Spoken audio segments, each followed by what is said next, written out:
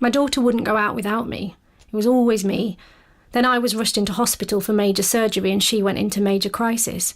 So they said that it might be an idea to get some funding for her by direct payment so that somebody else could take her out whilst I was unable to. And that's when it started. The paperwork was horrendous, lots of questions. They had to show that it was going to benefit her and me. See, I had quite a big role because my daughter at that point wasn't really talking to people. She'd whisper to me and I'd have to speak for her. The social phobia bit was out of control.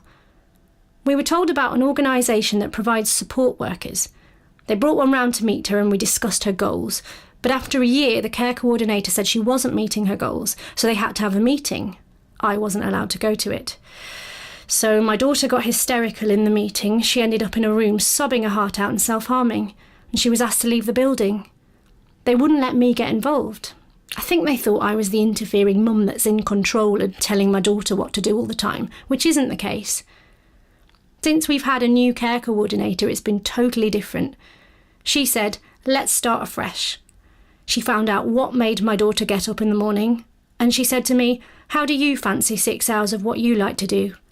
Because she saw that 3 hours of respite was not enough for me. I was at breaking point. We met with a new agency for personal assistance who said, we've got the perfect one for you. He was a very quiet man into nature and birding and all that, and they just clicked. My daughter does birdwatching courses now because she's fanatical about birds of prey and owls.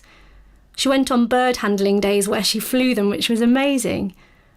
He said that watching her face when she was doing it, he'd never seen her so happy. As I say, I now get 6 hours.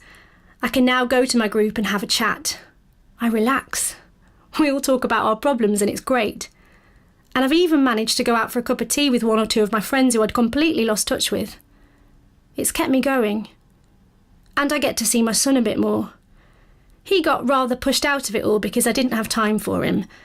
And now once a week he comes and we have an evening meal and he offers to take his sister out birdwatching. And that's all because of direct payments. So it has had quite an effect on the family. Even the care coordinator said to my daughter, I'm amazed at how much you are achieving.